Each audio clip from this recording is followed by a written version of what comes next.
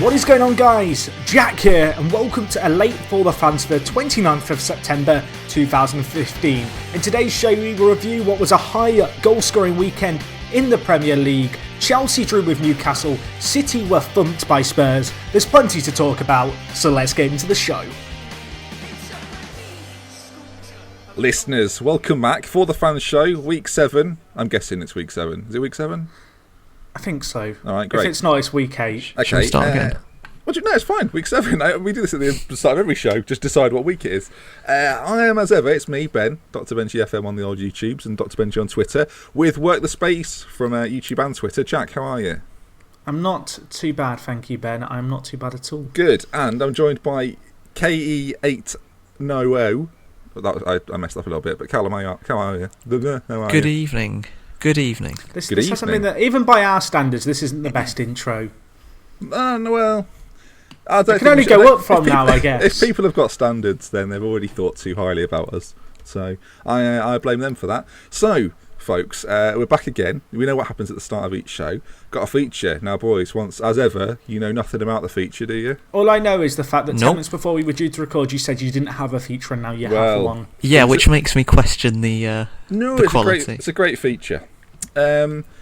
Once again, you'll be battling it out, I think, for this week's feature. This is the least planned feature of all the features. Well, that's saying something. Well, that's a dig. That's an immediate dig. But anyway, so this week in the Premier League, there were 42 goals scored over the calendar weekend, were there not, Jack, Statman? Yes, there were. Right, good. So that made me think, let's take a look at some of the old Premier League records and see if Jack and Keno can figure out who they were set by. Great. I'm liking the sound of this already. The tension is palpable, isn't it? Can I just say... I'm worried about what these records might be. I don't know if they'll be left If you're a field dedicated listener of ForTheFans, can you please tell us, after this week's show, what the score count is between me and Keno each week in the features? Oh, yeah, good point. Because we've not really been keeping count, and I mean, I could watch them back, but... Yeah. Okay, well, who would like to go first? I'll go first this week. Go on, Jack. You go first. Jack's going to go first. Can I just get comfortable in my chair? I've got to assume the position of quiz answering. Quiz. It's not a quiz. It's a feature. Sorry. Yeah, I don't want these features being sort of tarnished as just a quiz every week. Okay, Jack. For you then, who is the oldest goal scorer in Premier League history? There's a quiz for you. Wow. I mean, there's a feature for you. Kevin Phillips. No, not correct. Quite a good answer though. The correct answer. Is Actually, Callum, we'll give you a chance to steal. We'll play it like that. I'm just thinking. Now he's hesitating. He had an answer now. Peter Schmeichel scored from a corner for us once. You could have asked for a clue, Jack, and it would have given you half the points, but you could have had a clue.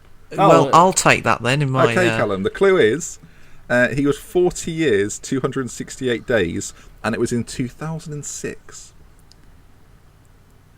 Can I just say, him getting the clue to my question before I know that the clue's an option? Oh, it'll come back to you in a minute. Don't worry about it, Jack, because I've got nothing. I don't know. The correct answer is England hero Teddy Sheringham. Can I have half a point because I got nationality right? No, obviously not. You said Kevin Phillips. Playing for Portsmouth at that point. Okay, Jack, right? Are you ready?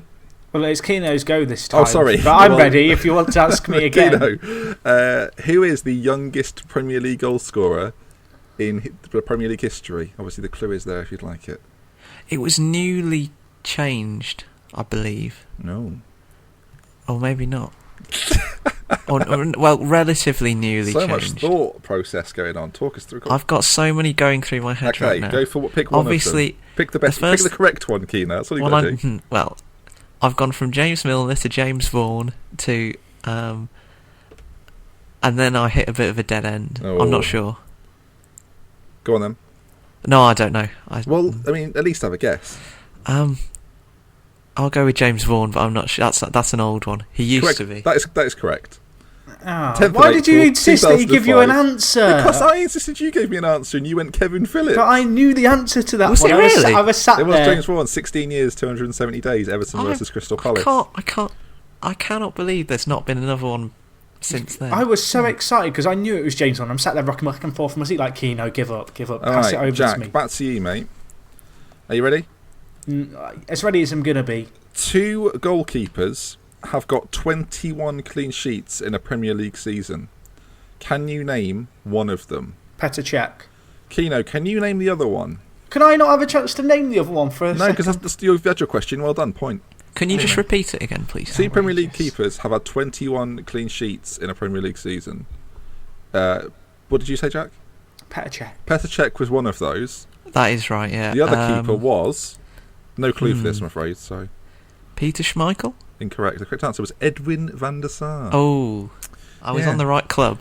Can I just say, without sounding mean, I forgot he existed. What, Edwin van der Sar? Like, what does he do now? Like, he's not He's a a legend name in that you FIFA. hear. That's his new job. He's a legend in FIFA. You don't Also- hear also- about him, do you? After football, like a lot of footballers who retire, you hear more about them. Antics they got to. Edwin van der Sar. Just imagine him. Maybe in a French vineyard. That suggests he's his probably life quite a away. nice bloke. If we know nothing about him. I just looked up James Vaughan and he's 27 years old. Does he play for Huddersfield? He did do. Yes, he does. Lovely. Yeah. Right, on to the quiz. I thought it wasn't a quiz, No, it's it's a a feature. Ben. Sorry. Is it back to you then, Jack? I think so. Okay. The most amount of Premier League red cards in a league season is 8. 3 players have got this accomplishment. Jack, you get a point for each one if you can do it. You get 3 guesses though, so choose wisely. So 3 players have had 8 red cards in a season. Yes. How does someone get 8 red cards in a That's season? incredible. And I don't think it's in a season. I think it's all time, actually. Oh, okay. A I was season, about to that seems say, unrealistic, because doesn't if you've got a 3-match You're suspension, missing more than half the season. Yeah, well, that's great. if you get a 3-match ban after every red, like every game you're back from your suspension, you're getting sent off. Literally back. The next game gone again. Gaffer, Anyway, I swear I've 8 red improved this cards. time. 8 red cards. 8 red cards. Right. 3 guesses. 3 names. If I get one wrong, do I still get the rest of the guesses? You yeah? still get 2 more guesses, yeah. Okay, first one. Roy Keane. Incorrect. Oh, well, See, I was such going to confidence. go for that A one. strong start. I was going to go for that, so I'm glad you did.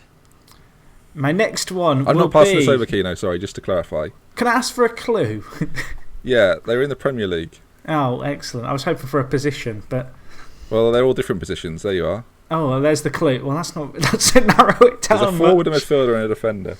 Who gets... A striker who gets sent off that many times? It must be someone like Duncan Ferguson. Correct. Okay, so now I'm looking for a centre mid or a defender who gets sent off a lot. Can I know who you're I'll going go to say, for... but I'll it's probably... wrong. But go on. Part of me wants to say Cantona.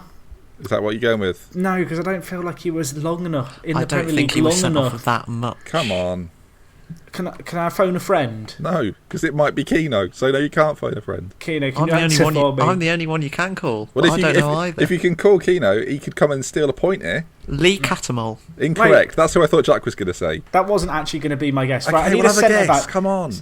We'll go with Sol Campbell. Incorrect. The 2 correct answers were Patrick Vieira and, Oh, The Richard- other half and of Richard the Dunn. Vieira Keane. Yeah, and Richard Dunn was the other one. oh, Richard Dunn was fairly recent as well. I remember him setting it, and there was like a big kind of. Setting it. I Setting remember the him record getting for the sent red off, card. and everyone was like, "Well done on the record." You make it sound like he was intentionally going for it when you say setting the record. Anyway, Keno.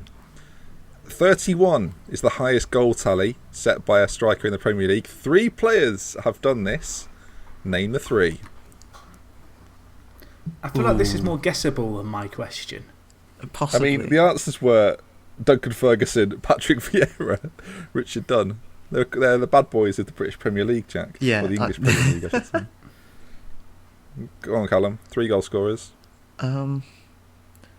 Ronaldo's got to be one. Correct. Oh, really? 2007-2008 season. And then it seems like I should say Suarez. 2013-2014 season. Yeah, correct. I actually would have got this wrong, but continue. I feel like I might know this last one, but then I probably don't. Is it? The problem is, this is a bit of a trick question, actually. See, I'm thinking maybe the SAS, like one of the 90s. Oh, I've got. Do you know what? There's a bit of an issue here with the question. Let's do Alan. I'm going to alter it to 38 game season. Continue. I will say Alan Shearer at Blackburn. Correct. Really? Correct answer. 95-96. Andy Cole and Shearer both got 34, but in a 42 game season. Okay. Just cheating that. Maybe we should. That's not cheating at all. That's fine. No, but I mean, they were Ronaldo. cheating. 4 extra games. They were cheating by having the extra games. Okay, final question. I need a quick answer from the pair of you. Jack first. Most goals scored in a Premier League season by which club? Extra point if you can name the season. Manchester United. Okay. 2008. Both wrong. It was Chelsea, Liverpool. 09-10. Sorry, Callum. Fewest I was goals in gonna a say Premier League Liverpool. season. If you can say who the club is and the year it happened, Callum, this is the final question of the quiz. Oh, that was the feature. Oh, I think I know this one. All right, unfortunate because you said the. Can I have a chance to steal before you pull it out? Then? Excellent. Derby. Whenever they were rubbish in that year. That's not a good enough year for me. Is it Derby though? Can you tell me I that? can't tell you that, I'm afraid. Oh well, I'm just going to say Derby 07-08. See, I was going to say correct answer, 2 points. Really? Hashtag scenes. Well done. Now. I you know can't that, believe Jack? that. I remember that as it was the goal. I was actually toing and froing between Derby County and then Sunderland, but then I remembered Derby stole Sunderland's record. Yeah, and I vividly remember Stilian Petrov's. I remember Stilian Petrov's goal, which from the halfway line against Roy Carroll. That's how I always remember. Roy Carroll was a fiend for having a halfway line goal scored against him. It turns out. Didn't Mendes do it, but it didn't count. Roy Carroll, didn't it? No, it did count, but it famously shouldn't have counted. It didn't count, but it should have counted. Oh, yeah. Yeah, because he goes back, it goes over the line, nothing happened. Yes, anyway, go on technology now, folks. So forget about the past, focus on the now, and we will do that right now. Talking about the Premier League this weekend. It was a little while ago now, but we'll talk about it regardless. The big game, really, the big result, big shock was Tottenham Hotspur. Oh, by the way, that's the end of Best Feature of the Week. I feel like it's a bit belated now. Spurs versus City, 4-1 to Spurs. Jack, and a turn up for the books, I thought. It was. I think my favourite thing about this game was the kind of fallout after it of kind of people just complaining about the assistants. I feel like that took the shine off Tottenham's result a little bit, because there were 3 or 4 goals. I think it was 3 of the 5 goals were offside. And everyone was kind of complaining about them, and I'm sat there going, well, Tottenham have just beaten City. Like, that's just can we talk about that for a bit? But I feel like it took a little bit off the result. But Spurs played really well. I was impressed especially by Dele Alli and Eric Dyer in the midfield. We kind of talked about Jack Cork a few weeks ago. I kind of feel like these 2 young English centre mids, I feel like they could be the Gerrard and Lampard who can actually play with each other of this generation. Right, hold on. Whoa. Kino. We're already labelling them Gerrard and Lampard, are we? Can I just say, I'm saying, I'd like to clarify, I'm saying that more in a kind of satire way because that's what happens whenever a semi-decent English performance has been put in by a midfielder. They kind of get labelled as one or the other. You've gone straight for the duo, though, which I thought was very brave. To be fair, though, Dyer, he kind of moved over the summer and has started playing there really all this season, and he's looking quite good there. The thing is, though, I worry that it'll be a bit of a Phil Jones affair with Dyer, and he'll become too much of a sort of utility man and not tie down the centre-half position at Spurs. He'll get to a stage where he's just not very good at anything. Which is basically what has happened to Phil Jones. And if you look at Chris Smalling, who's been consistently played at centre-half, he's now become quite good, whereas Jones has sort of stagnated. No, that's a good point. Poor Dyer and Ali. They've had one good performance and Jack's gone straight for Gerrard Lampard. Well, to be fair, no, Dele Alli last year in League One tore that league a new one, and he's been playing in the Premier League for the first 7 games and performed really well. He's looked really good, I will say, yeah. That's fair. On Spurs, it started to kind of look what the Pochettino teams were at Southampton. They were very, very high tempo, sort of driven by that midfield because they've got like Bentaleb and Mason as well in there, driven by a very energetic midfield.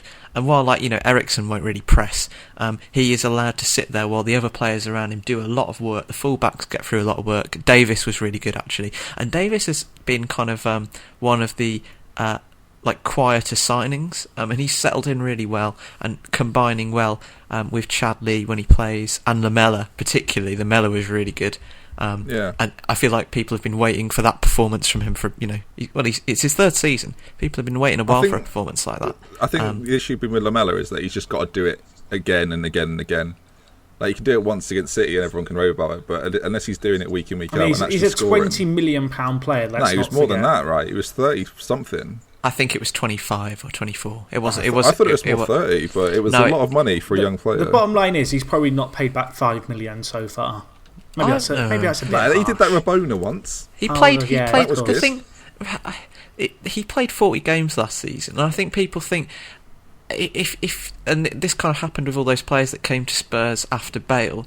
If they're written off as a flop initially, people just sort of forget about them. But I think Lamela, although he grabbed the headlines against City, he's still been performing pretty well for them. And like I say, he played a lot of games last year. I think people expect a little bit too much sometimes, especially a young guy in a foreign country. Just to clarify the fee on Lamela, it was 25.8 up front with 4.2 over, so it's 30 overall, but initially 25. See, my issue with Lamela is, and I actually mentioned this to Ben this week, is the fact he really shone in Serie A, a league where traditionally you come up against three centre-backs and, well, it's quite easy for wide men to shine. And I feel like that perhaps inflated his worth and his value because statistically looking at it, he looked incredible. He was only 20 years old. To be fair, that season before he came to the Premier League, he got 15 in 33. I'm not denying that's incredible. That's an incredible record for anyone, really. I think adapting from being a wide man playing against three at the back for the majority of the time in Italy to come into the Premier League, a faster league, probably a little bit more physical, a lot less space for you out wide. I think that's one of the reasons he struggled. He's not had that kind of freedom and space to roam that he got in But Italy. I think we're most people are too quick to write off players now about, especially coming, like you say, transitioning from a different style, a different league, and playing against different systems. Like you say, in the Premier League, a wing will usually come up against not only the fullback, but then the winger tracking back his opposite number. Whereas, like you say, if you're playing three at the back, you're usually just one-on-one against the wing back, because the centre-half won't come out to meet you. And he's like, I think we do write people off a bit quick, and people wrote that kind of group of players that came in with, Soldado and Eriksen after Bale off a bit too quickly. Pochettino's Argentinian, and they seem to have quite a good relationship. So I think we could actually see him improve quite a lot. We kind of this year. talked about it last week, didn't we? The fact that Son Heung-min could be kind of that catalyst transfer, the one who He's the best player in the world at this point, I think. You've said he's going to Real Madrid in 2 years. 2 years' time, he's playing for Madrid. I want to believe that in 2 years' time, people are going to watch back this podcast or listen back to it, like, well, these guys know what they're talking about. In reality, he's probably going to be. He's going to be a bit like Yusun Park. He's going to end up back at PSV or whatever. No way. That man is headed for There's the top. a load of big Asian players who have come to England and not shone. Like, you've got Park, you've got I'm trying to work out the pun Kagawa. there. I feel like you've done a pun there and I didn't quite get it. No, there isn't, because Kagawa's done the exact same and now he's back at Dortmund and doing incredible. And I just want someone to break that curse. Well, you've got Okazaki, you've got Park, and Son doing well, in the Premier League. Park was a good Premier League player. Ferguson used him in the big games. And he played, like you say, he played in the big games in European Cup finals, etc. We should also say about Harry Kane and scoring his first goal. He actually scored a goal, everyone. The monkey's off his back. It was quite. People are over-egging that finish, I think. I think he mishits it. He was offside, so I don't even count it. I think it was a very difficult finish. And I think he almost skied it. I don't think he intentionally put it in the top left-hand corner roof of the net. It looked really good, but I don't think he intended it. Was that difficult. I think if he just puts it in on the ground, everyone goes, "Oh, solid finish." But because it goes in the corner, everyone goes, "Oh, that must have been tricky." Because it was the fact that it came at him quite quickly off the bar, and he was sort of leaning back, and he managed to just keep it in. But he did very nearly sky it. I do think about Kane. Everyone's like, "Oh, the floodgates are open now," and I sort of said this before the show. People. And we've seen a lot of English strikers scored this weekend. Daniel Sturridge is one of them, who we'll talk about later. Harry Kane was another, and they both kind of broke their ducks for the season, and Rooney actually as well.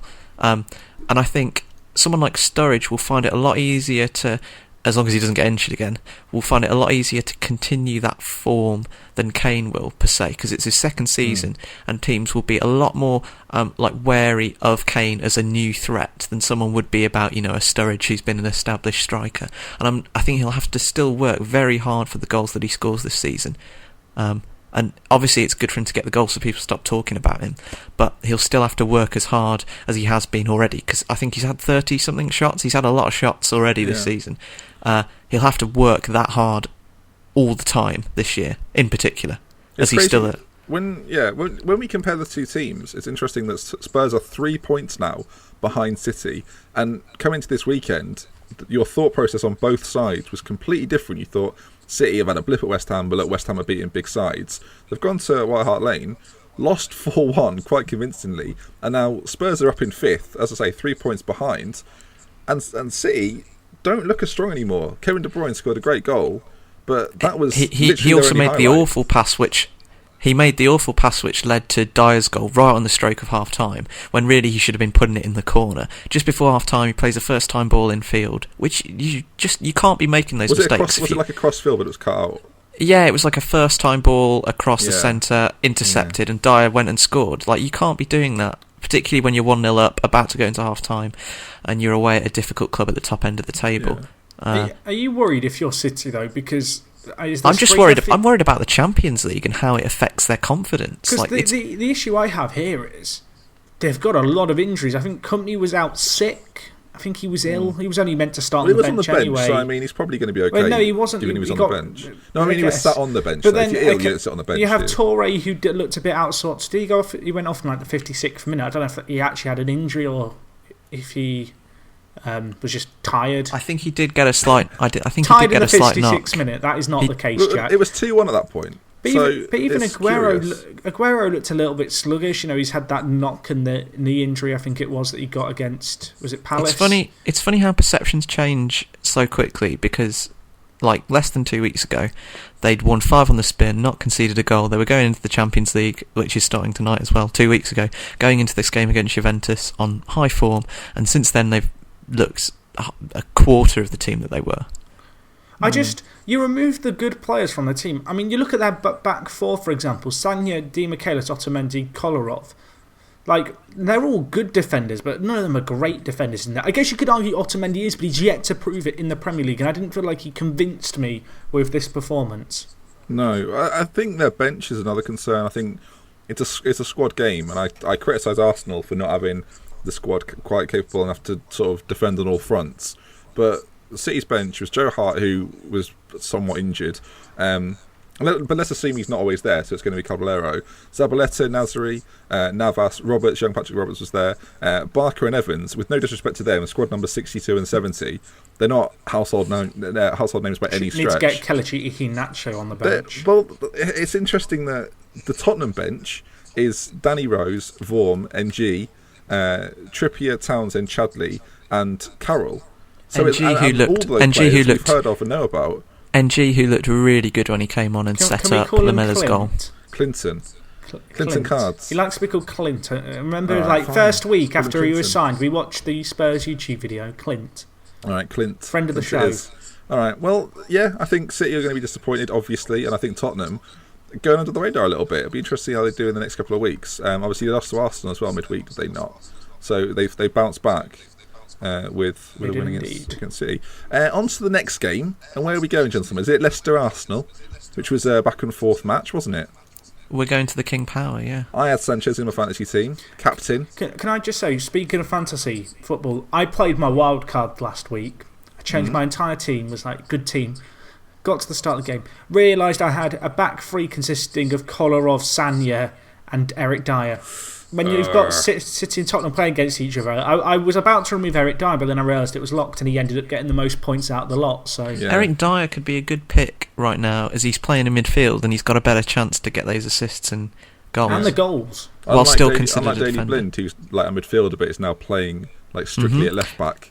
And Walcott is still a midfielder, although he's been playing up front. Tell you what, we're not just a football podcast, folks. We're a fantasy football expert tip. I mean, if there's any fantasy football experts in this podcast, I think we're looking at one man. Well, you had Sanchez as captain, who got 40 points. To be fair, mate, I'm in 5 fantasy leagues. I'm top 10 in all of them. For the fantasy is back, folks. Not that I'll talk about it now. I'm like 5th in it.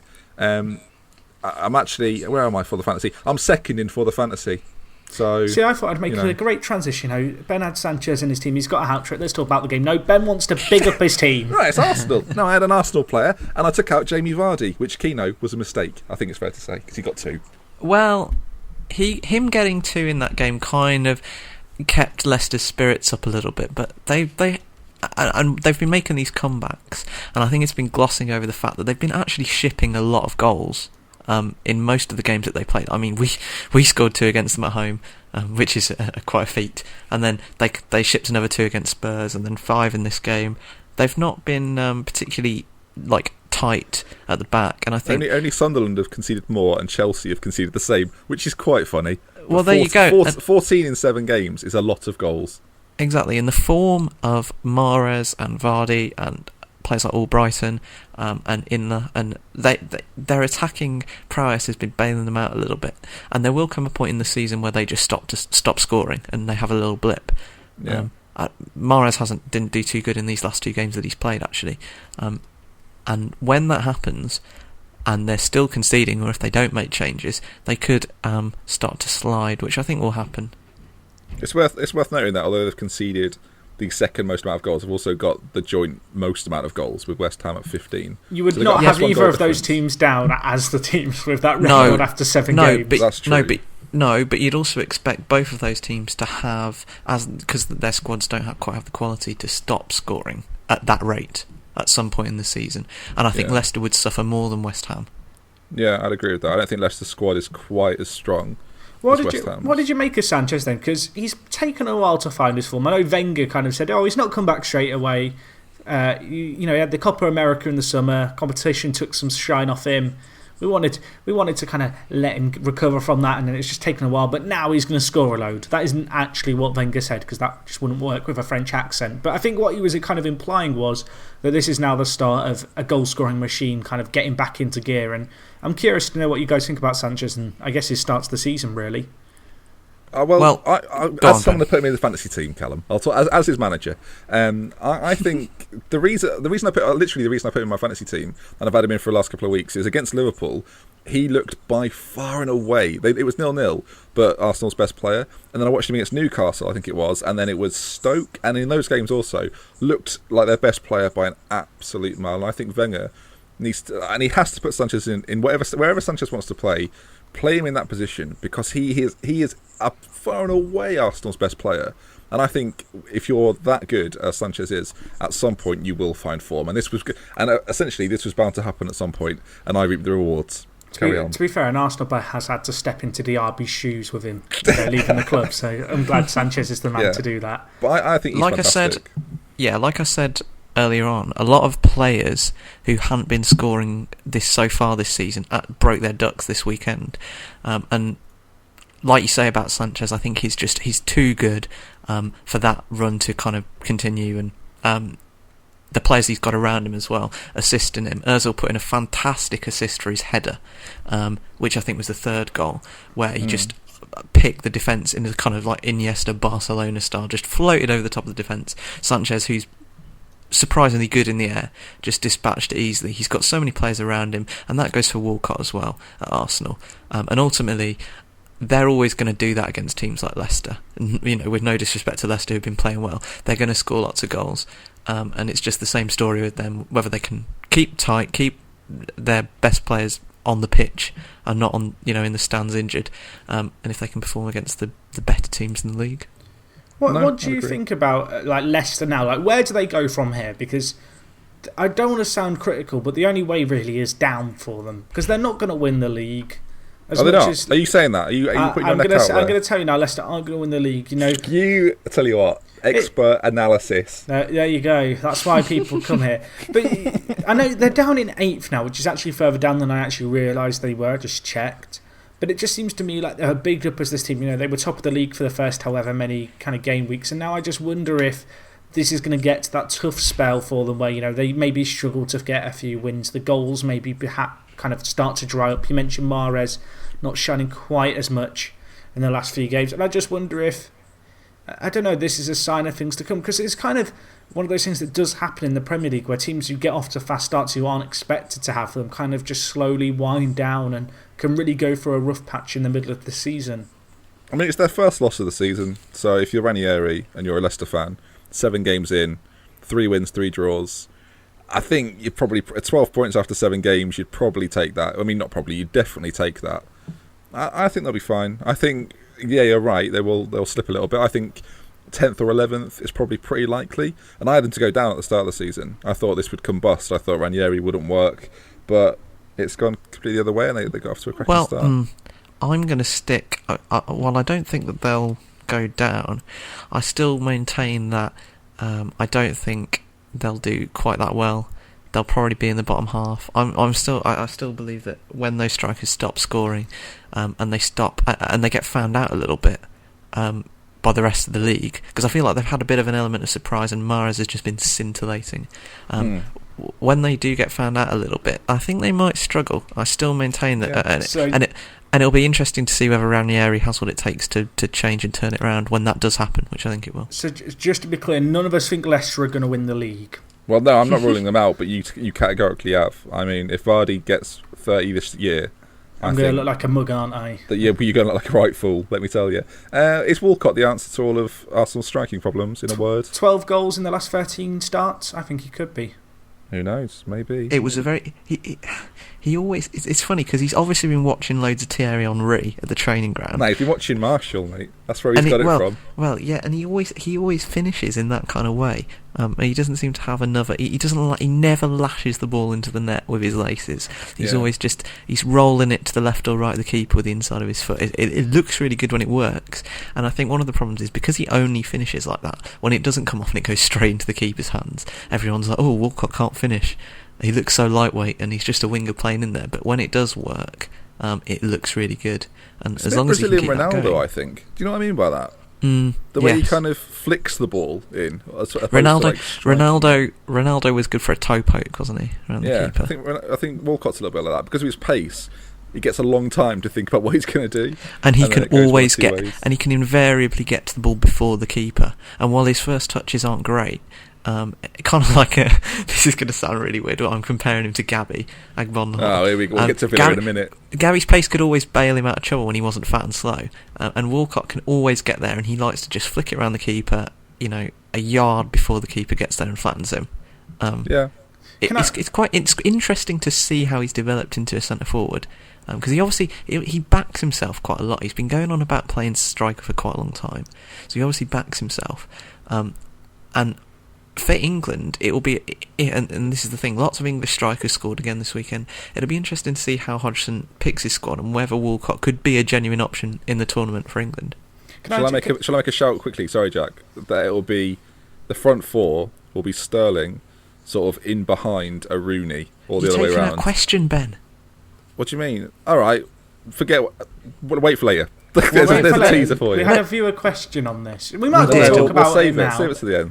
It's a good question.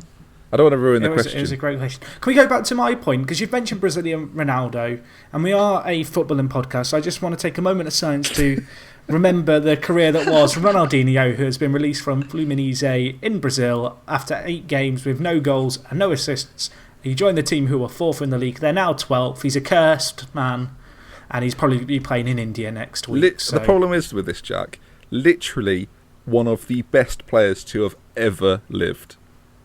I'm talking top 10. Well, he really has lived. There's some great pictures. Have you seen the pictures? I've seen some cracking pictures today that people have been tweeting out. There's one of him stood in like a hot tub in a shallow pool with like 3 girls around him. He's definitely He just doesn't care. He's living the Brazilian footballer's lifestyle.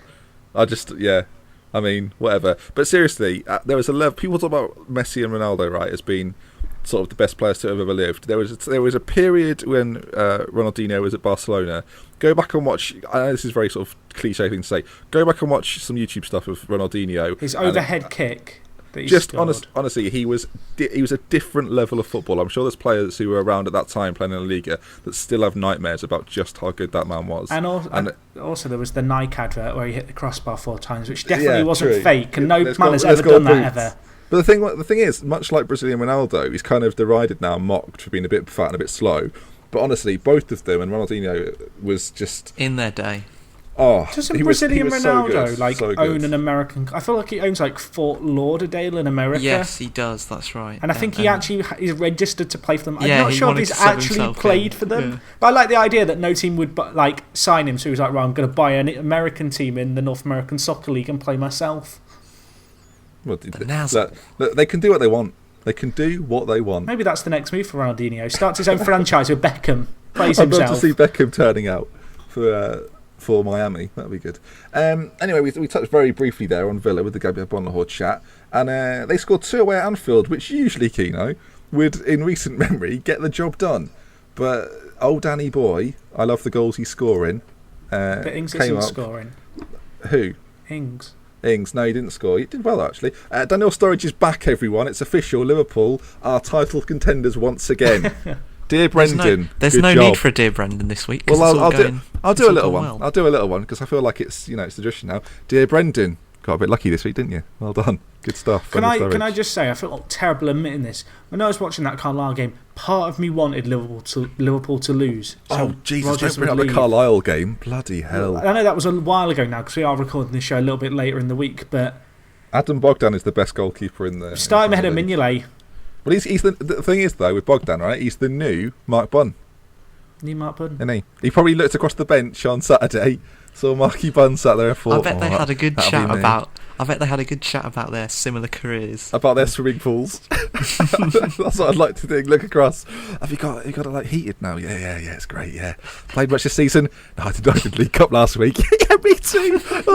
I can just imagine it. I mean, it's hilarious. Them two just chin wagging about like the exploits of doing absolutely make it explicit. Fuck all. But it's great. Anyway, but Bogdan kept Liverpool in the bloody cup anyway. But no, this week Liverpool beat Villa 3-2. Callum, as a Villa fan, talking to 2 Liverpool fans, how did you assess the performance? My one comment really is Rudy Gestede looked about 8 foot tall against Sacco and Skirtle. He likes playing against Liverpool because he looked 8 foot tall when Blackburn played at Anfield last year. Yeah. As well in the FA Cup. He dwarfed Sacco, which is strange. Yeah. Because we quite like Sacco. He's this big defender. Get him in there. Gestede was like, "You're my bitch today," and it was like, "Oh no, this is awful." I mean, I didn't hear that, but if that's what he said, it must be No, he true. definitely whispered that pre-game. He kind of just went In the tunnel. "Oh, you're gonna have fun today, Mamadou," and then just scored 2 ridiculous headers. I mean, on But the yeah. Villa, one header. I'm still. I just hope that Sherwood doesn't get pressured unnecessarily by the media, because I think if he gets time, this team will gel and will be okay this season. I'm still not worried. He looks broken though, Keno. He'll be all right. He looks broken. He He's looks a big very boy. upset. What worries me the most is that we're shipping quite a lot of goals in a similar way to Leicester, but we don't have the attacking sort of skills. To be fair, to you back it slated up. Gestede, I think it was last week, and he scored 2 this week. So is there a Well, Villa yeah, player but you want to criticise this week? I don't think that Gestede is. He's very, very one-dimensional, and if you play around him and you have the right system around him, then you can get results and he'll score you sort of headed goals. But I think for the long-term development of the team, I'd rather see someone like Ayew down the centre, giving us a little bit more of an option. I've just seen a cracking stat from the game. Instead of just putting balls into the box. I mean, when you have Jordan Amavi in the team, the crosses that he puts in consistently are wicked. He looked good actually, but your best player I thought at the weekend. Although he scored 3, best player. Yeah, and the problem is that he's still, because he's quite young, he's still a bit naive defensively, but he'll get better at that. But the crosses that he puts in are great, and Gestede loves those. I just think Gestede was the only player in the Villa side with an average position inside the Liverpool half. Yeah, to be fair, he plays up front. He does, but then you look at the Liverpool team, and all but 3 players and the goalkeeper for Liverpool were in the other half. Like Villa were pinned back. They got 2 though. Like, to be fair, if you're going to play on the counter attack, as long as you don't concede 3, and you can score 2, it's not that bad. Yeah. But you said it's difficult for Villa because you go to Anfield, you want to counter, but you can't concede 3 with a counter-attacking game. I know that sounds really obvious, but if that's the approach you want to take, if you play on the counter-attack and you don't score but you keep a clean sheet, that's something. But shit 3. Granted, they got 2 to be fair, but Liverpool look crap. recently. The big news coming out of Villa though is that Jack Grealish has given Villa the biggest boost in their history by saying I'm English, which means add 20 million to any transfer fee in the future. That's got to be a boost, Keno. It is. It's pretty good for the future sale if and when it happens. I don't really think it's good for Grealish in the short term because he won't play as much. We'll come on to England later on, Keno. I was disappointed because I had him down as the next Damien Duff, and now it's just not going to happen. That's a dig. That's a bloody dig. He's now like 10-1 to get selected for next summer. Is he? Wow, that's quite high. That's quite good odds. It is, yeah. If I was a betting man, I'd stick it on there. I bet Hodgson quite likes him. I think Dele Alli, Dyer, and we'll just have later. Grealish out Later, oi, you later. But on the other side of it, Jack Sturridge scored some really good goals. He did. Well, we need someone to score at Liverpool, so I'm glad that he's around. The fact very casually done as well. I like that. There was something quite upsetting about the fact he got subbed off for Joe Allen in the 94th minute. Like, at that point, I know he's been injured for a while, but it's like he's played to the 94th minute. Can you not just keep him on? Like, why are we bringing on Joe Allen for essentially a minute? That wasn't actually, although Sturridge coming back was a highlight of the weekend for me as a Liverpool fan, it wasn't the highlight. The thing that made me smile and laugh the most was Emre Can's defending on Rudy Gestede for the first Villa goal. Was the first Villa goal the tap-in? Yes. Basically, the tap-in. They were both tap-ins, really. Emre Can, no, the second one was monstrous, that header. Good grief. The defending, if anyone's not or can't remember it, watch what Emre Can does as Gestede runs in. Emre Can goes, forget it, just not bothered. Just like, honestly, just like, he might as well have put his arms up and gone, oh, never mind. It was like that. It was like hilariously bad. He's not a defender, Brendan. Dear Brendan, stop playing Emre Can at centre-back. Play him in goal. Shall we move on to some of the other games? I mean, there was quite a lot of goals this weekend, but performance-wise, I guess Lukaku stood out. After he came, I said he came on because he was non-existent in the first half and got 2 goals and an assist. Again, fantasy points. Jack, Lukaku, is he going to fight Everton to like a comfortable European spot this season? I think the biggest question for Everton is really on their defence. I feel like that was the big problem for them last year, was just their disorganisation at the back. Lukaku got a fairly decent amount of goals, hang on. Is disorganisation a word? It is now. Okay, carry on. But Lukaku and even Coney's impressed me this year. I'm trying to think what game it was on TV I watched of Everton's where he scored a header. But Everton haven't been short of goals. The fact they've conceded 2 isn't the best against West Brom, but the fact that they've come back from behind in the manner they did in the second half, it's impressive. And I think Lukaku is the kind of player who, a bit like Lamela's perhaps been judged a little bit preemptively. You know, he's not been given that time to settle. Granted, Lukaku, I guess, was somewhat different in the fact he'd already been on loan at Everton and performed fairly well there. He did go for a very big fee, though, and that can put a lot of pressure on a player. Even though he had been in England before, like you say. It was a lot of money. I think the question, like you say, you talk about Everton's defence. I think it's more of a question for Roberto Martinez to work out himself, because it's been the case since Wigan. You know, every season he's had pretty much, apart from the first year when he was at Everton, when it was still set up. I think the defence was in the Moyes image, and he kind of inherited that solidity. The question for him is whether he can consistently keep a solid defence. He just needs to get a few defenders in from the Wigan days. I'm thinking Pascal Chimbonda at fullback. Well, he brought Alcaraz, didn't he? He took Alcaraz with him. Was it Shah who played for Wigan? I don't know. I feel like we're going back now. 2000 and whatever, weirdly. Wigan.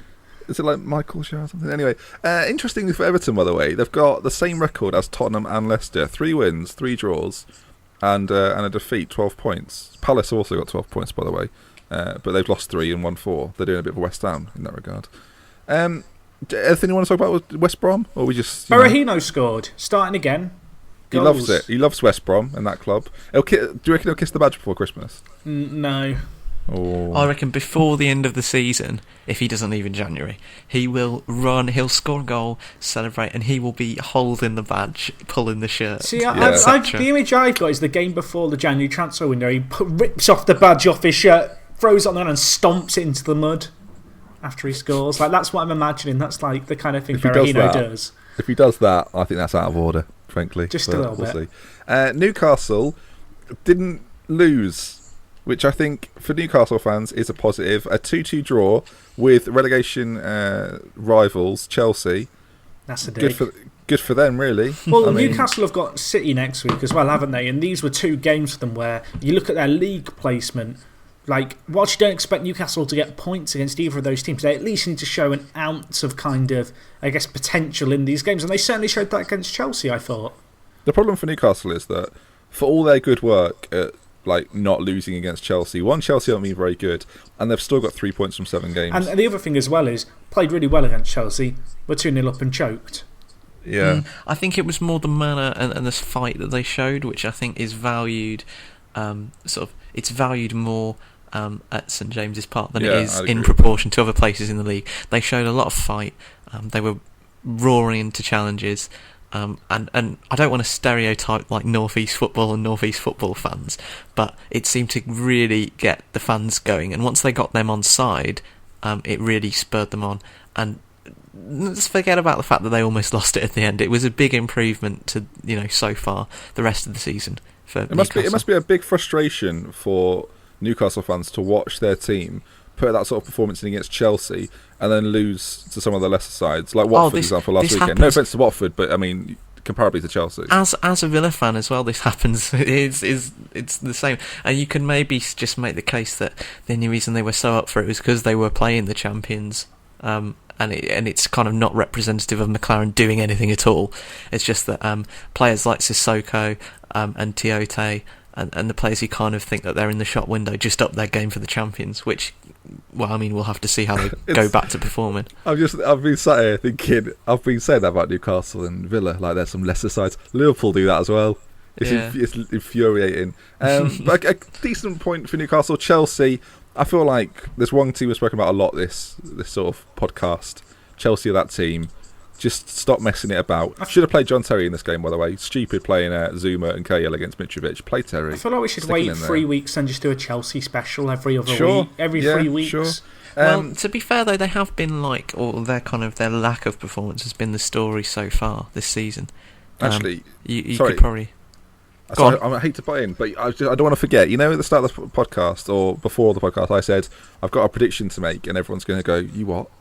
My prediction is that Chelsea will win the league. I still think they could win the league. I think they'll win it by 5 points. I still think they could, and we should kind of move on to United going top. Yes, I think that United are top of a very messy league right now, and it's so kind of unpredictable, and the top teams are so kind of shoddy at times that Chelsea could, and if there was another strong front runner, most other seasons this probably wouldn't be the case, but I think Chelsea could actually get back into it this year because it's so unpredictable. Can I just say, as a Liverpool fan, I find it bloody mental we're only 5 points off the top of the table after how we've played. We're 7th. We're so bad. But we're 5 points off the top of the table. We're so bad. That's exactly what I mean. I feel Chelsea, like, given our performances, we should be a lot lower than that. Yeah, it's weird. That is my point exactly. Chelsea could string quite a few wins together by Christmas. They could be maybe 5 or 6 points off the top, and anything can happen. They could stroll to the title in the final few months of the year. It's such an unpredictable league right now that we don't know. But let's talk about United, because they put away Southampton in their kind of Van Gaal United, slightly unconvincing way. Well, I think everyone's put away Sunderland so far this year. Sunderland, I think they've put themselves away. They still gave them quite a lot of chances though, which and it's funny that although they're top of the league, they're scoring goals quite freely, they're winning a lot, and their best player was still De Gea against Sunderland. It's very, very similar to last season, but the teams around them aren't playing as well. Exactly, I think and they did. To be fair, the end of the transfer window for them was a fucking farce. Sorry, explicit. It was a farce. No, it was. But the early business that they did was good. Darmian, Schweinsteiger, Schneiderlin, etc. That early business was good. They've improved from last year, and that's probably why they're top. Like you say, every other team around them is kind of not playing as well. I feel really sorry for Dick Advocaat, because going into this game, 10 meetings against Van Gaal, I'd only lost once. Must have known going into this game it was going to be 2 by the end. No, at least he has Dick Advocaat has now given up. I like to official. believe after every game he goes into the boardroom and he's like, right, I want to resign. They're like, here's some more flowers. Stay on for another week. I love the quote he said was, the first half we did well, organisation-wise, but the problem was they scored 1 minute before half-time, 1 minute after half-time. It's like, yes, Dick, that will be a problem. You're still meant to play 1 minute before and after half-time. You can't put your controller down, Mr. Advocat. You've got to carry on playing at that point. But yeah, I think Sunderland, I just don't know what they're going to do. Well, I mean, when you're back to... in the centre of the defence is John O'Shea and Eunice, I don't know where I am, Kabul. Like, that's what I'm going to start calling him now. Because he just looked... I thought after the first game he was just lost. Like, I know why Spurs sold him now. I find it hard to believe that people still pay Eunice Kabul money to do He's football. A bizarre one, though, because there was like a period at Spurs where he looked semi-competent. But so far this year... That is not a compliment. Semi-competent. I just kind of... So far this year, if you just watch him, watch a Sunderland game, watch Eunice Kabul, he just looks a bit confused as to what he's doing or where he is. Oh, bless him. Which could be said for He most kind of the runs up to the Sunderland fullback team, and asks where he needs to go. Sunderland fans, if you want something to hold on to, Brendan Rodgers will be available in a couple of weeks' time, probably, maybe. Just you know, Jurgen Klopp's available. Imagine if Sunderland got Klopp. That would be outrageous. That would be absolutely. It's not happening. nonsense. I'm sorry, Sunderland. No, I can't see it happening. But Brendan will be wanting to get back into the game. So you know, be lucky. Bournemouth are in all sorts of hell right now. They're in hospital, aren't they? Really? Well, I guess they are, Jack. Well, that was quite a sour way of putting it. They lost at the weekend to Stoke, but that's not really their problem. Callum Wilson, today as we record, is out for 6 months, which is not ideal by any stretch.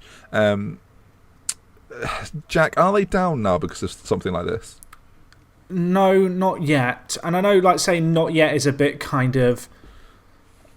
it sounds almost a little bit defeatist, but I'm so worried for Bournemouth. I thought they were going to have a tough season anyway. I looked at their side, and perhaps the shred of hope they had was the fact they'd managed to bring in players like Mings and Gradle, who looked like very good kind of players for a team going up into the Premier League. And they also had, obviously, Wilson, who had been banging in goals in the Championship, got off to a great start, got that hat-trick against West Ham. And now, well, you look at him, and it's just not... It's not great for them, is it? I mean, you look at their squad, it's gone. They've lost 3 key parts of it. I was trying to think of a way to construct my words, but the simple fact of the matter is it couldn't have gone any worse for them. No, like that's if you went to Bournemouth and Eddie Howe and pick 3 players from your team that you can protect from injuries for the year, and you allow 1 in each position, he probably takes Mings from the defence, Gradle from the midfield, and Wilson from up front. I just feel a bit sad. Now, the more I think, I'm kind of slumped in my chair now, feeling really bad about what I've just what an said. Image, everyone. Take that and think about it. Love it. Enjoy it. I think the big thing now for Bournemouth is how they're going to adapt to a system change. They're going to have to play Glenn Murray, and it's just a case of can they get now the best out of Glenn Murray? And it's going to be interesting to see how they have to change their system, because playing with Wilson it's quite different. We'll also have to see how they spend in January. Because now they're going to be forced to. They have got their Russian owner, haven't they, who has a load of money. Well, it's going to be the biggest test of Eddie Howe's management, I would say, to how he replaces these players in January. Well, the thing is, he kind of has, and not many people are talking about this, but he kind of has a make-fit replacement for Wilson of sorts in Joshua King. Like, the Norwegian international is absolutely explosive, and he's not had a chance really to prove himself in the Premier League. And to be honest, he barely proved himself in the Championship with Blackburn. But I think he's the kind of player who might turn a few heads, and if he gets a few goals, he could be a good replacement for them in terms of, I think, he actually kind of suits, as a direct swap, what Bournemouth are going to lose with Wilson's injury. Yeah, well, Hal's going to have to decide now, isn't he, if he's going to play Murray or King? Like I say, it's going to be a massive test of him as a manager to how he copes with this problem. I will just say, we did get a question on Twitter about this, related to this incident. Oh, Brad Backoffen at Atom X on Twitter says, at For the Fan Show, whose injury do you think will have a greater impact on their respective clubs? Callum Wilson's or Lionel Messi's, of course, who's just been ruled out for 8 weeks. Friend of the show, Brad, by the way. I just want to earmark that. He's just my friend. The thing is, he made my intro for Football Chat with Ben. So don't go follow him on Twitter. I'm going to go do that now. Literal friend of the show. I think it's more. I know I'm going to take the question seriously because it's quite interesting. Both key players for both teams. I think it's going to help Bournemouth more because Barcelona do have Suarez and Neymar, who are still pretty good, I think. So Josh King's not quite Luis Suarez, is what I'm getting at. Won't be saying that in 2 years. It was meant to joke. Well, to be fair, it'll be Josh King on the right wing. They call him the Norwegian Suarez. Did you not know that? That's it'll be Josh King for Barca against Son for Madrid in the Clasico. I mean, it's going to be what a battle! What a battle! Can't wait. There was other matches. Well, Stoke won. Stoke were bottom. They won. Well done, Stoke. We're second from bottom. I feel like beating Bournemouth is a bit like beating they were beating Bournemouth after their best player. It's like beating someone with no arms in a game of golf. It doesn't really count for a lot. That's a very weird analogy. But yeah, you're right. We did get someone asking why Gravy Boat FM did say, why am I getting so worried about Stoke? It doesn't... I mean, I would still be a little bit worried because beating Bournemouth after that injury at home probably wasn't anything to go by in terms of Stoke's form.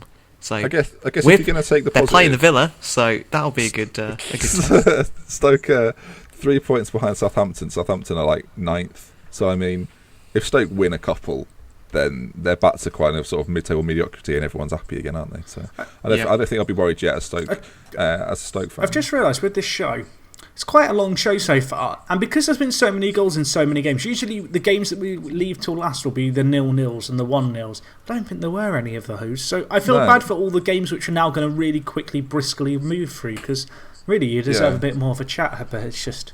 Well, Southampton beat Swansea 3-1 in a battle of the S's, and now they've got the same amount of points as well, both on 9 points. They are like the classic sort of mid-table fodder, aren't they, these days? I thought Southampton, I was sat there thinking they're going to get their first clean sheet at home of the season, and then they concede a penalty at the end of the game, and Sunderland and Swansea score it.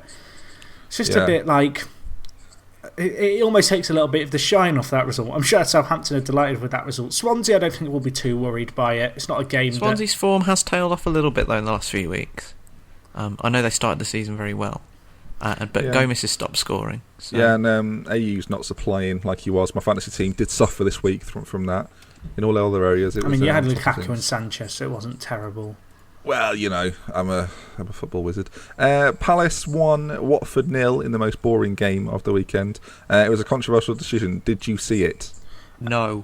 Be honest, Jack. Did you see it? I did see it. Talk about it. I'm trying to remember why. It was the penalty, wasn't it? It was the penalty. Do you think it was a penalty? Because it's one of those ones where I did see it. I'd be annoyed if it wasn't given for everyone. I'd be annoyed if it wasn't given for my team, but I don't think it was a penalty.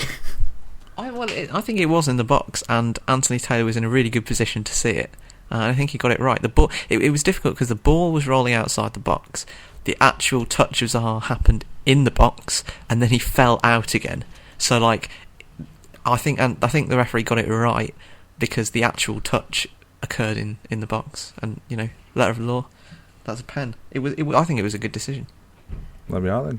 It's a bizarre one. It doesn't happen often. That's what I mean. It was a weird situation, and because he was in such a good position, he interpreted it in the right way. Like you say, it was the most boring game of the weekend. And finally, West Ham 2, Norwich 2. The painful thing about this is the fact that obviously Johnny Howson helped a pigeon, which is great. I like to see care for wildlife at West Ham, but that 1 minute of added time that was added because of that removal of the pigeon then allowed West Ham to score in the 93rd minute. Would you say that is the best caring for birds incident since Ali Al-Habdi helped the chickens off the pitch?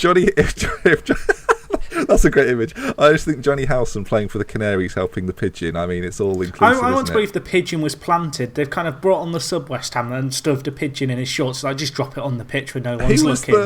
Who was the player that kicked the bird? Wasn't that in Brazil? There was a bird on the pitch. It was in Portugal or something. There was a bird on a pitch, and the striker got his toe underneath the bird, and then just flicked it off the pitch. I'm trying to remember. It was in Spain. I'm sure it was. I'm going to find it. I'm going to name it. It was Luis Moreno injured the bird when he kicked it off the pitch in a very aggressive manner. Have you guys seen anything weird on a football pitch? Because I've seen a squirrel at Bolton. I think that's the weirdest thing I've seen. Oh, it was an owl. Oh, God. Does that make it worse than a pigeon? I think an owl's a little bit more human than a pigeon. If Howson kicks off the pigeon, then there's not a minute of added time. I mean, maybe there's injury time for the pigeon. There is a dead pigeon. There's a dead pigeon at Upton Park. I've got this image now of injury time for the pigeon. You've got Eva Canero comes on. She's now got her veterinary kind of stuff. I'll put CPR on the side of the pitch for the pigeon. What an odd image in my mind. If someone's listened all the way through and they've got to this bit, please draw us a picture in paint of that. I don't know if this is a high point or a low point. Should we do some Twitter questions before Please, quickly do some Twitter questions. Can I just make a request that if you listen to this point and you've heard that image, please draw us a picture of that image in paint. I look forward to the submissions. Just to note, though, we'll make it the For the Fans Twitter picture. For a few days. West Ham were very close, to losing to Norwich at home and continuing our prophecy. I still think a 2-2 continues the theory that West Ham cannot do it against the lesser sides, but will continue to beat the big teams. Betting fans everywhere, West Ham play away at really shit Sunderland next week. Money on Sunderland right now. We're now a betting podcast as well as a fantasy football podcast. I may as well offer all sorts of services for a fee. Questions from Twitter then, Callum. You've got a selection there ready and waiting for us. Yes, I do. Let's have them. We had some quite good ones actually this week. Omar Ronaine says, if at For the Fans show, if it was the first game of Euro 2016 tomorrow, who would be, and we touched on this before, well, you almost gave it away, who would be your 4 strikers in the England squad? If you took 4, you might take 3. Who would be your strikers? Yeah. Oh, no, can I say 2 of them? So Austin and Ings are in. Yeah, Jermaine Defoe and Dele Alli. We'll play him as a striker. There we go. Just forcing Dele Alli into that role. No, can you be serious, Jack? And don't go, I was being serious. Sturridge, Walcott, Sterling if you count him as a striker, and Harry Kane. Wow. So are you taking Rooney? No. No, well, he's a midfielder now, isn't he? He doesn't know where he plays. Jack, he's England's record goal scorer. He's a midfielder now, in my eyes. Okay, fine. Okay, I'm taking Rooney because Roy will deploy him as a striker. He will do. Even though Jack's calling him a midfielder. I think Walcott, Sturridge and Kane are quite likely. But I should clarify that I think Walcott will be taken as kind of the extra player who can play midfield and defence. And if someone like Welbeck or Andy Carroll finds form, he will take a plan B because England love a plan B. So can't Dele Alli be that man in midfield and not No, he can't. Neither can Eric Dyer. I think this tournament's come a bit... I think Ali does have an England future, but it's come a bit too soon. Actually, I agree with Walcott, and I think Welbeck might... Because Hodgson likes Welbeck, doesn't he? He does. To be fair, he plays quite well, to be fair. He's been good for England, so I think he'll take him if he's fit and he's playing for Arsenal, which is a big if. How soon is he to be back in this? Is he back? He's not back in the side yet, is he, at Arsenal? No, he's still injured. I think. How much longer is he out injured for? It can't be that much longer, can it? I'm not even sure what his injury is. I just know it's been a long time. You carry on. Go to the next question. I feel like he's a player that you don't hear enough about. Walcott. Certainly hear a lot about Walcott, but Welbeck, he's kind of like people have forgotten about him now. Next question. He's out till Christmas, to be fair. He is. Oh, okay. Well, we'll see. He might be back a bit too late. Then he might not have hit form. Mr. Kingy, should we do? Just on the striker thing. Are we saying that Vardy won't be there? Yes. Well, that's interesting. I think that as Vardy was picked on form, and not so much. That sounds bad in the sense that we all know England players. Some players don't get picked on form whatsoever by Hodgson. And Vardy, because he doesn't play for a trendy club, will live and die by his form. If he keeps scoring like this, he will probably go. Liverpool are going to sign him for 30 million in January. So he's sorted. Because Sturridge will be injured again. It's just have to happen. Yeah. I want to point out, I was laughing there whilst kind of sobbing at the thought of it. Yeah, it was more of a, oh God, this is actually going to go on, isn't it? Imagine if we get Carroll back because Benteke gets injured. Next question, Callum. Mr. Kingy asks, are you disappointed by any of the bigger summer signings? Who and why? Jack? I'm trying to think who was signed in the sort of Falcao, but then I'm not surprised that he's disappointing. Signed as a backup, though, we should say. He's signed as a backup, but he's not done anything as the backup. Like, if he'd done anything in his first few games, he probably gets a start ahead of Costa, because Costa's been a bit crap, really, so far this year, and the end of last year, to be fair. Can you come back to me? I feel like there's going to be an obvious player I'm going to forget. I'd much rather Benteke was fit. I'll say that much.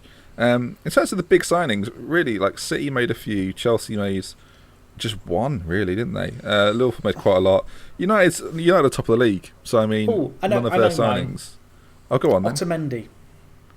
Well, it's early doors. They seem to play like a couple of games. I know, and that's fair enough. But I thought he'd be starting a lot more, and the fact he's not starting more makes you think perhaps there's like more going on there. Like maybe he's not coming in and hit the ground running. I know it's a bit of a thing, I guess, with City centre backs for them not to start immediately, and with players like Di Michaelis and certainly Mangala kind of fits that mould of a player. They brought him for a lot of money and didn't get a lot of starts. But I think you were at Villa as well. When he has played, he's just been a bit underwhelming, I think. To be honest, against Spurs, I saw him miss-kick a clearance at least 4 or 5 times in the game. Either he missed the ball completely or he scuffed it. And I think when you're a team as good as Man City, like, your defenders need to be a little bit more cool and composed and able to actually pick out a man and find the pass. And I don't think Otamendi has that in his locker. Kino, I'm calling him out. I think that's one that's not working out yet. Although he came on and absolutely changed the game against the Blues. I think he'll be one that will take longer to get up to speed in England. Some people hit the ground running, some take a bit longer. I think partly because he wasn't signed for that much money, he'll be given quite a lot more time, and I think he could come good. I will just say quickly on mine, a hell of a lot of fanfare about this signing. Xherdan Shaqiri's not been great for Stoke. Yeah, good point. And while it wasn't the most expensive of the summer, it was probably one of the most sort of paraded and shouted about, and he's not been great. So I want to see a bit more from Rondon as well. Mm-hmm. There are certainly quite a few who've got something to prove. Players like Jordi Classy we're just not hearing about yet. I guess their value will be a bit more evident towards the back end of the season. Can Premier League players sign players on free? I'm just wondering if anyone might sign Ronaldinho. Can Premier League players sign players? Premier League teams sign players on free and register them at the moment, or is there free registration? I don't think you can. I think Football League teams can though. Oh, well, I wouldn't lose any. I wouldn't use get him any behind sleep. Charlie Austin. QPR would genuinely go for him as well. I'm trying to think what teams would go for him. QPR Sandro, just get him on. Sandro, can you have a chat with your pal? I know they're both Brazilian and that's a bit of a pigeon. They'll have a common link somewhere there, someone who has each other's phone numbers. Have you got another question, Colin? I'm having a look through. We've got quite a few actually. Yeah, we should. We'll do one more. As we're recording on a Tuesday and the Champions League's about to start. What do English... This is from Lenny, KYS123, do it now. What do English teams have to do to be successful in Europe? Can I give a really sort of... It's a bit of a shit answer. Well... But sign better players is literally the answer I've got.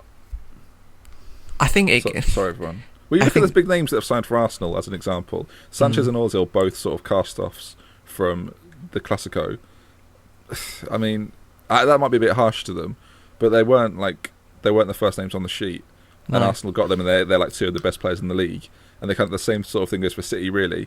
Like they signed some good players in David Silva and Yaya Toure, but they signed a player from Valencia, a player from like sort of Barcelona who was not really getting on with them. The only team that can really challenge in my book are Chelsea. Like I know Chelsea have done the same thing. Chelsea have signed Pedro as like one of their big signings, but I don't know. I think it's funny. It's funny because just a quality thing. It's funny because if City could get this weird monkey off their back about the Champions League, you'd expect them to go the deepest out of the clubs. I would say maybe Chelsea with their with Mourinho and with how solid they are. You would sort of back City to be the kind of like a PSG level of getting into the quarters or semis potentially. That's fair. And I don't. It's funny because English teams definitely aren't as strong as they were in the heyday about 5 or 6 years ago in terms of the quality, and a lot of power has shifted towards like the big European super clubs, obviously the Classico sort of duo, Bayern, PSG, and it's kind of become they've hoovered up a lot of the talent. I think the TV money coming into the Premier League will make a massive difference, not so much because it'll improve the revenue of like the top clubs so much, it'll affect the lower teams a lot more, but the fact that those kind of lower level teams will improve so much from the TV money, that'll, I think, should give the top 4 at least the kick up the arse that they need to sign even better players, and then I think that will have sort of a knock-on effect in the Champions League in Europe. Can I interject here? Because I actually disagree with that quite a bit. Because for me, I don't actually think Premier League teams have got that much worse relative to the other teams. I think one of the big issues for Premier League teams is that very often they get complacent against the smaller teams in the group stage, and as a result fail to make it to the latter stages to take on the big teams. But you see... I know Arsenal are the exception to the rule there, but you look at the rest of the teams, especially last year where we didn't have a team in the... Was it the quarterfinals we didn't have a team in? Of the Champions League. To be fair, you look at who English teams have been knocked out to. But even in the group stage, in those years. But who didn't go through from the group stage? Who are you talking City. about? They've all gone through, right? Yeah, but City had like Dortmund and Real Madrid one year. I just still think that I think a big issue for English teams is the complacency, and I think it's not necessarily that they're complacent against the smaller teams. Do you think it's complacency? I think it's I think it's the fact that it creeps in the bigger games as well. I don't think they are. If you want to go deep in the Champions League now, if you look at the difference between when the English teams were performing really well from about 2000 and maybe you could sort of say from when Liverpool won it in Istanbul to about maybe 2012 when United got to the Wembley against Barcelona, or 2011, sorry, that Bayern have got their act together. They were in a bit of a dormant period at that time. Madrid, because of just the I know they've always spent money, but the sheer amount of money that they've spent, particularly in like the kind of post like Bale era, that's pulled them back up. You have obviously PSG, new money, spending a hell of a lot of money, similar to City, but they're kind of they potentially bought maybe better. So you talk about this money spent, but the money is no more than what's been spent by English teams. No, it's not. But I think they've invested. There's 5 or 6 teams that are better than all the English teams. And yes, and that will always be the barrier to English clubs in the Champions League. I don't think that explains why we're not getting a single team to the quarter-final last year. To say the 6 teams better. The only shock last year was Monaco beat Arsenal. I think PSG beating Chelsea, not that big a shock really when you look at that side PSG have got, and City lost to Barca. I think it was more the nature of their defeats. I think in England between the 2004-2012 period, they're games that even when the English teams don't have the same quality of team, which I don't think a lot of them did. You look back at the Liverpool team that won the Champions League. I think a big proportion of that was kind of the mentality that the teams went in with. And I think, but it was like, I'm looking at it. That's why I'm talking about it. Arsenal went out on away goals. Chelsea went out on away goals after extra time, and City lost to Barca, who won the tournament. I mean, to me, last season, I think maybe last season's a bad example. But then you look at the 4th English team not getting there. There was a stage where we were having 4 English teams or 3 English teams. Do you know who that team was though? Was it? No. It was Liverpool. Well, yeah, that's. Of course it was. Fucking hell. Who were very poor against Basel, and obviously Basel and Ludogorets gave us more issues than they should have done. I just think for England a big issue is the fact that I think the big English teams are quite happy with their standings in England, and I think European football in general for English teams just isn't the priority like it once was. I feel you could maybe say that's a major issue then, isn't it? Really, you could maybe say that because of the money sloshing about in the Premier League, like you say, they've become a bit comfortable with the draw of the Champions League. In the past, was the lucrative amount of money that you would get if you went deep in the tournament. That's not comparable to like just the regular TV money that you'll get for finishing in the top 10 exactly, of the Premier League. That's kind of what I was getting at with the complacency thing. Like it's just So really, it will take, and I think it might actually come to this eventually. And we probably need to finish soon, but I think it might come to the point. If Juventus do well again, and people have said this quite a lot recently, if Juventus and other Italian teams do well this year, and the English teams continue to flop, it could result in us getting the 4th place taken away, and then it would be the top 3 from the Premier League, and that might actually be the kind of the catalyst that would go, we should probably take this a bit more seriously, and it might have to come to that, which wouldn't be good for anyone, any English football fan really that likes to watch the Champions League, and English football in general. It might take something that bad to kind of make them care again. I think there's one team in the Premier League that would benefit from it going to 3 teams, and I think that team is Arsenal. Because I think Arsenal are the most complacent team in the Premier League, and especially in the top half. I think Newcastle could potentially be argued. I spoke about this today when I was streaming on twitch.tv/DrBenji. Arsenal without 2 key players. They're without a world-class striker and a world-class central midfielder, in my opinion. If you want to categorise Ozil as that, that's fine. if that third spot, if it became a top 3 rather than a top 4, Arsenal would be forced to spend the money that they don't already spend, so their squad would infinitely become better. Because I think everyone agrees that if Arsenal improve with those 2 players, they become not only sort of top 4 contenders but title contenders, and it would then force the other teams above them to make extra moves, as you say. But I think Arsenal are one team that are too comfortable right now with there being the top 4, and as soon as that gets taken away, Arsenal will be forced to push on, and you could see a dominant Arsenal side again. I think the other thing is, if it did go down to 3 teams, all the teams in the top 4 in England, because there isn't like a distinguished top 3, would all invest far more heavily to prioritise the league, but then that would have a knock-on effect on how strong their squads are for the European competitions. Yeah. I've just been looking through as we were talking about it, about who English teams have gone out to in the last few seasons, and Monaco is the only real standout exception to where you'd say, do you know what, we were probably better than that side. Like Arsenal have gone out to Bayern Munich, Serve United, Madrid have beaten teams, Atletico Madrid have beaten teams, Real, Barca, PSG. They're the teams that are beating these English teams because, frankly, and I said it at the start, they're just better. Yeah, and I think there's no substitution for a better team. And I think, to conclude, it might, and this is kind of really the ultimate answer, I think we can. It might have to get worse and us lose our coefficient before it gets better in the Champions League. I think it will. It's interesting. I mean, we're talking about it on a night that the teams are playing, and we'll look back next week for sure, and see after this week of Champions League, two game weeks, and we'll see how the English teams are doing in their groups, and it'll be interesting to see, whether. Because they could turn around the form and they could be fine this year, but I do think that if you look at the trend of the last few years, it is sliding down towards Italy overtaking us again. Yeah, no, but that again, as you say, that might not be a bad thing, and I think it'd be funny to see if Italy then get that same sort of issue, or if they will fight harder to keep hold of it, and Italy will become sort of a major nation, much like it was when Inter and Juve and AC Milan were sort of at the top of the tree. And it'd be interesting to see how it changes. And I think for football in general, that might be quite healthy to see the Premier League sort of be knocked back a peg or two and said, look, you're not the top dog you think you are. If you don't perform in Europe, then you're going to suffer. Like Juve got to a final last year. They deserve the place more than we do, based on our current form. Well, I'd like to point out that quick few questions at the end turned into a good 15-minute discussion about European football. That's good, though. I liked it. I thought it was good. Yeah. So that brings us to the end of today's, or this week's, For the Fans Show podcast. Get in touch on the Twitter at For the Fans Show, YouTube For the Fans Show, iTunes For the Fans Show. So, boys, thanks for joining us again. I guess we'll be back again next week with some more Premier League football. Have you had a good time? I have. It's been good. I expect Pigeon photos, and also if we could get Ronaldinho on next week's show, that'd be great. We'll try and see what we can do. We love with care. From me, Dr. Benji, and the boys here. We'll see you again. Goodbye.